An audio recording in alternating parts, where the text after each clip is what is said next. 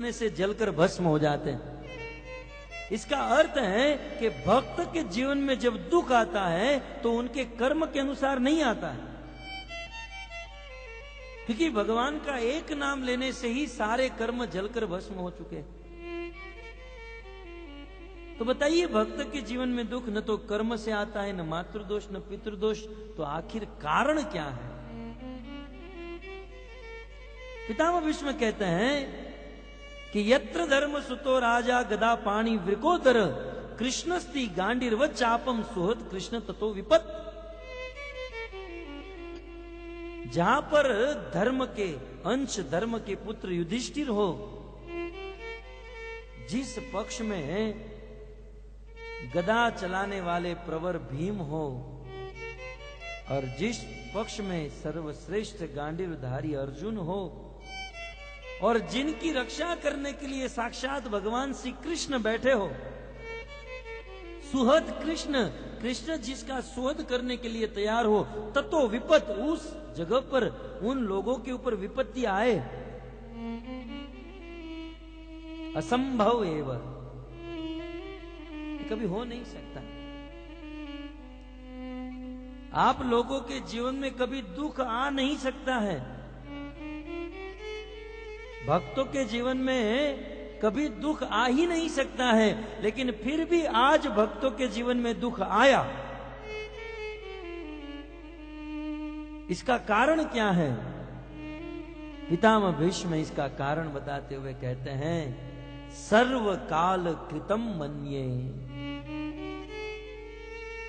मन्ये, मुझे यदि आप पूछो तो मैं तो इतना ही मानता हूं कि ये सारे ही काल की करतूत है। तुम्हारा समय बुरा चल रहा है। इस संसार में जिस व्यक्ति का बुरा समय चल रहा हो, वह कितना भी अच्छा काम करे उसे अपयश ही मिलता है।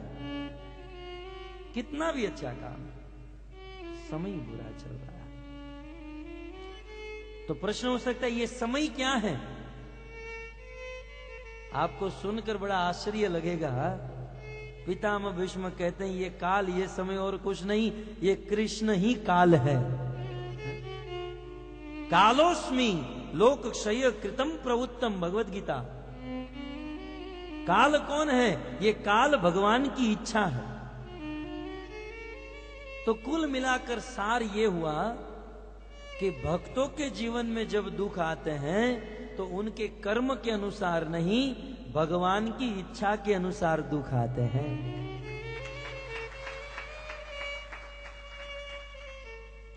भक्तों के जीवन में दुख भगवान की इच्छा से। तब आप लोग प्रश्न मन में हो सकता है, भगवान भी ऐसी इच्छा करते हैं कि मेरा भक्त दुखी हो? ऐसा क्यों करते हैं भगवान?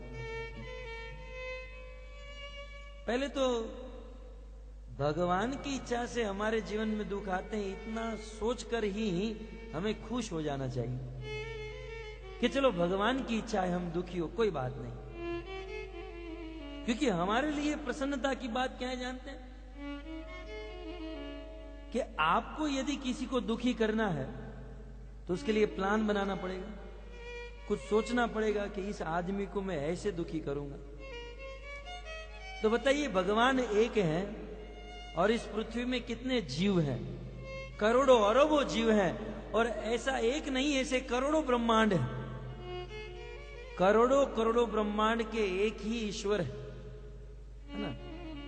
आप कभी फ्लाइट में जाते हो, कभी विमान में बैठो, और विमान जब ऊपर आकाश में जाता है तो ये पृथ्वी कैसे छोटा छोटा सब दिखने लगता है। तो वैसे भगवान के दाम से ये ब्रह्मांड और ब्रह्मांड में रहने वाले जीव क्या गिनती में। लेकिन फिर भी भगवान अपने धाम में बैठकर अपने भक्तों को दुख देना चाहते हैं। इसका अर्थ है कि भगवान अपने बिजी शेड्यूल से थोड़ा समय निकालते हैं अपने भक्त के विषय में सोचने के लिए। आज मैं फलाने भक्त को दुख दूंगा, है ना? आज मैं नरेंद्र प्रभु को दुख देना चाहता हूं। अब चलो भगवान दुख देने के बहाने ये करोड़ों करोड़ों ब्रह्मांड के करोड़ों करोड़ों जीवों में से भगवान का अटेंशन हमारे ऊपर तो आया। एन केन प्रकार किसी भी कारण से भगवान की दृष्टि हम पर तो आई। चलो दुख देने के बहाने तो भगवान ने हमारे लिए सोचा। बस इतनी सी बात को समझकर हमारे हृदय में प्रसन्नता हो जानी चाहिए कि चलो चलो एटलीस्ट भगवान की निगाह, भगवान की नजर हम पर आई। चलो दुख देने के लिए आई, लेकिन कम से कम भगवान हमारी ओर तो देखें। उस दुख को बड़े प्रेम से स्वीकार कर लेना चाहिए, जैसे पितामह भीष्म ने स्वीकार किया। आपने वो पिक्चर देखा होगा, जब भगवान श्री कृष्ण पितामह भीष्म को मारने गए तो शस्त्र का प्रहार जब पितामह भीष्म के ऊपर होगा तो दुख होने वाला था ना, लेकिन देखिए पितामह भीष्म दुख को कैसे स्वीकार कर रहे हैं। आप सबके सामने पिक्चर है। इसी प्रकार हमारे जीवन में आने वाले दुख को भगवान की इच्छा समझकर हमें स्वीकार कर लेना चाहिए। हरे कृष्णा हरे कृष्णा।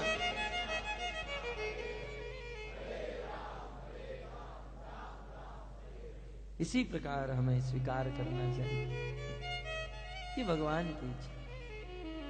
लेकिन फिर भी हमारे मन में प्रश्न तो रहता है कि भगवान ऐसी इच्छा क्यों करते हैं। भक्तों, हमारे भगवान थोड़े से टेढ़े हैं। हमारे ठाकुर जी जो हैं टेढ़े हैं। जिस यमुना से ठाकुर जी निकले वो यमुना भी टेढ़ी,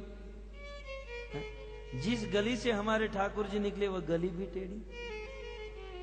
जिसके हृदय में आकर बैठ जाते हैं वो भक्त भी कुछ टेढ़े से हो जाते हैं।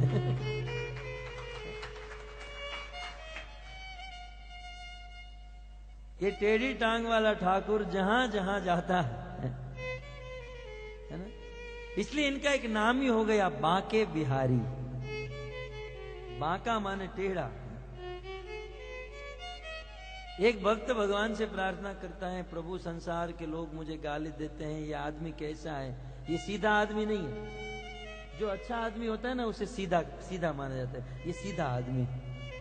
लेकिन संसार के लोग मुझे टेढ़ा कहते हैं, इसकी बुद्धि टेढ़ी है, ये आदमी ही टेढ़ा है। तो प्रभु मैं जानबूझकर अपने आप को टेढ़ा बनाकर रखा हूं, क्योंकि मैं जानता हूं आप टेढ़े हो, और टेढ़े ठाकुर जी टेढ़े खांचे में ही फिट हो पाएंगे, सीधे खांचे में तो फिट होंगे नहीं। इसलिए जानबूझकर मैं टेढ़ा। और संसार के लोग अब गाली दे या मुझ पर हंसे, मुझे कोई फर्क नहीं पड़ता, क्योंकि दीन दयाल सुनी जब ते तब ते मन में कछु ऐसी बसी है। तेरो कहाए के जाऊं कहाए अब तेरे ही नाम की फेंट कसी है।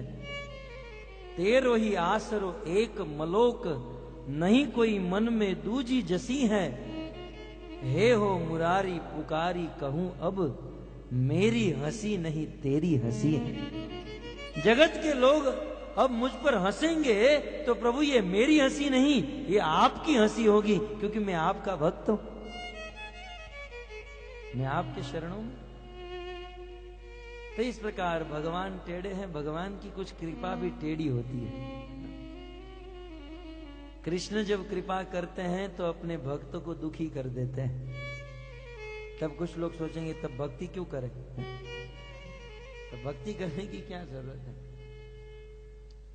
कृष्ण जब कृपा करते हैं तो अपने भक्तों को दुखी करते हैं। ये गुह्य ज्ञान है ना। बाह्य ज्ञान क्या है, कृष्ण की भक्ति करने से सुख मिलेगा। और गुह्य ज्ञान क्या है, कृष्ण की कृपा होगी तो हम दुखी होंगे। अब बताइए, पांडवों से बड़े भक्त कोई हो सकते हैं?